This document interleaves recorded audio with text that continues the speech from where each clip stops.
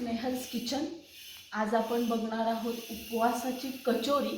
ती कशी बनवायची ते आता बघायचं आपण. त्यासाठी लागणारं साहित्य पहिल्यांदा बघूया. मी इथे राजगिरा पीठ घेतलंय.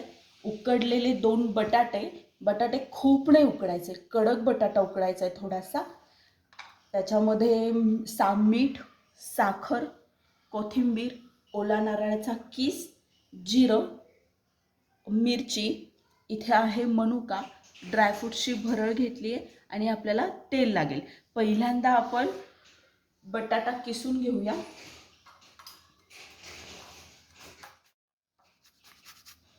बटाटा खूप शिजवायचा नाहीये. खूप शिजला तर आपली जी वरची पारी असते कचोरीची ती बाइंड होणार नाही व्यवस्थित.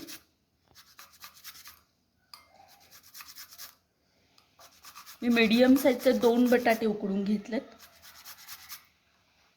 त्यात आता आपण राजगिरा पीठ मिक्स करायचं आहे.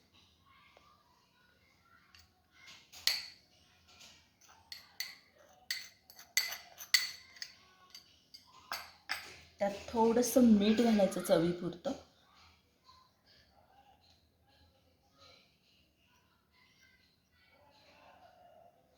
आता हे व्यवस्थित मिक्स करून घ्यायचं. थोडासा तेलाचा हात लावून घेते.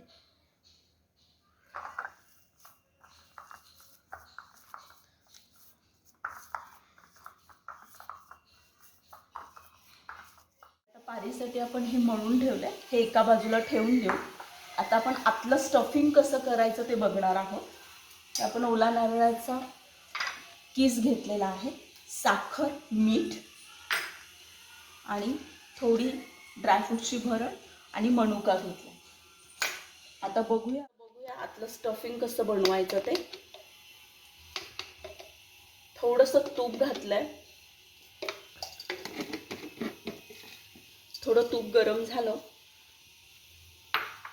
की त्यामध्ये आपण जिरं घालणार आहोत.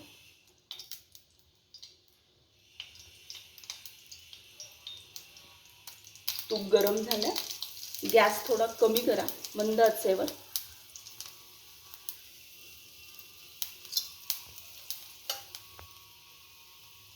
नंतर मिरची ही अगदी बारीक चिरायची. स्लिट मिरची करून ते एकदम बारीक चिरून घ्यायची. थोडा तिखटपणा त्याच्यामध्ये येतो.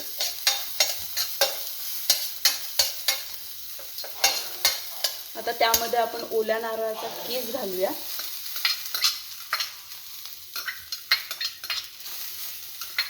ह्या छोट्या 2 वाट्या मी कीस घेतलेला आहे. ह्या वाटीचं प्रमाण मी घेतलंय. हा कीस चांगला परतून घ्यायचा.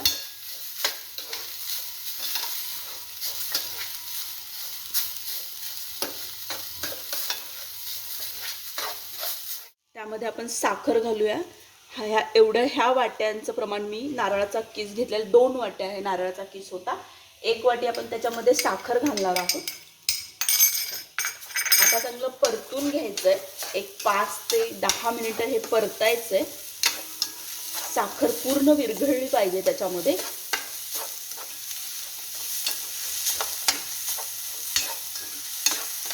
आपलं हे होत आलंय.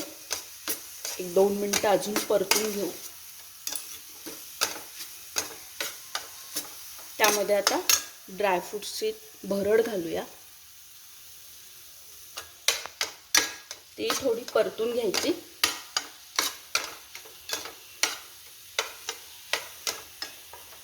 अगदी किंचित मीठ घालायचं, 1 चिमूटभर.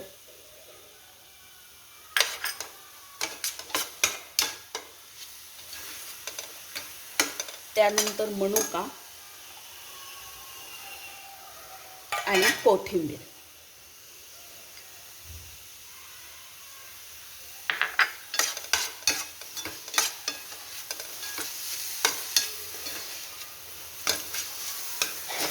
आता हे सारण जवळजवळ तयार झालंय. गॅस बंद करूया आणि हे सारण एका बाउलमध्ये काढून घेऊ.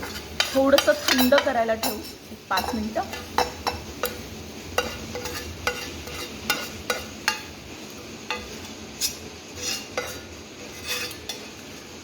हे थंड होईपर्यंत कढईत तेल गरम करायला घेऊ. आता हे पारीसाठी मळलेलं पीठ आहे, त्याची आपण आता पारी करून घेऊया. एक छोटा गोळा घ्यायचा, थोडासा तेलाचा हात लावायचा त्याला, म्हणजे हाताला चिकटणार नाही. थोडा अंगठा एक तेलाचा बुडवून उकडीच्या मोदकांसाठी जसं आपण करतो तसंच करायचं. अगदी पातळ करत जायचं, अगदी हळूहळू करायचं.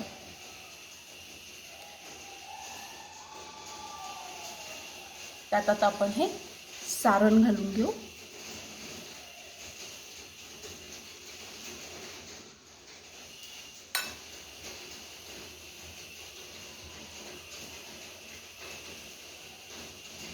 अगदी हळूहळू सगळ्या कडा जवळ घेत जायचं.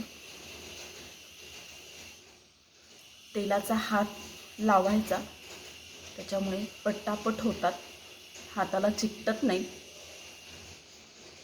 अगदी हळूहळू करायचं. थोडंसं इथे बंद करून अगदी हळूहळू कचोरीचा त्याला आकार द्यायचा.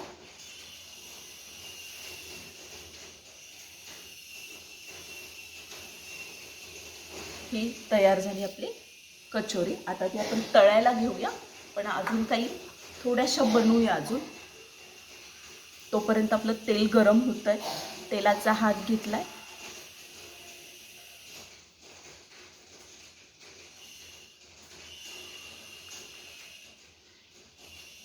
उकडीच्या मोदकांसारखं करा, त्याच्यामुळे अगदी स्टफिंग व्यवस्थित भरता येतं, बाहेर येत नाही.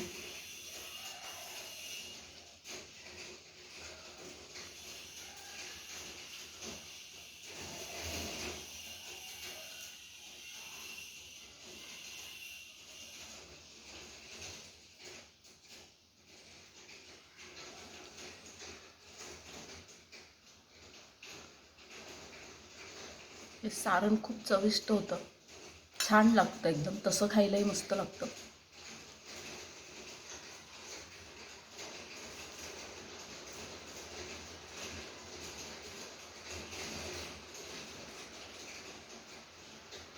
हळूहळू फिरवत ते जवळ आणत जायचं, म्हणजे कचोरी फुटत नाही. थोडंसं अंगठ्याने दाबायचं.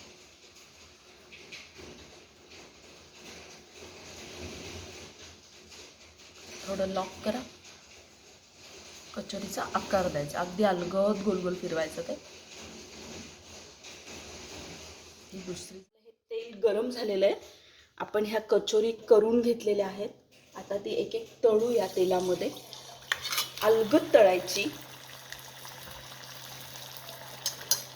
थोडंसं तेल उडवत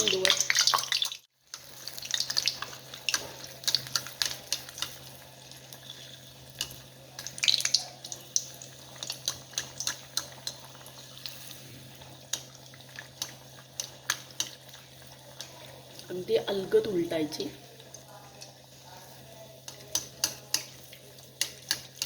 मस्त कलर आलाय.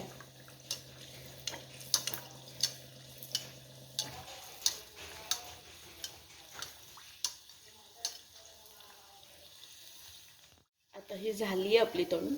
आता ही अलगद काढून घेऊ आणि दुसरी तळून घेऊया. अलगद सोडायची, लगेच उलटायची नाही. आता हे आपल्या सगळ्या कचोरी तळून झालेल्या आहेत. मस्त ब्राऊन कलर आलाय आणि क्रिस्पी पण झालेल्या आहेत. आपण काढून घेतलंय. आपण हे सर्व करून घेऊ. या कचोरी आपल्या तळलेल्या आहेत, मस्त झालेल्या आहेत, क्रिस्पी अगदी.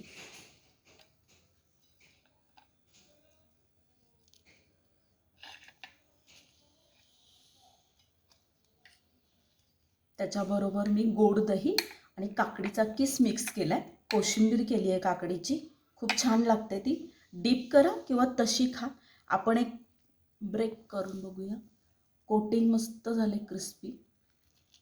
वाव, खूप छान, अगदी चविष्ट लागते.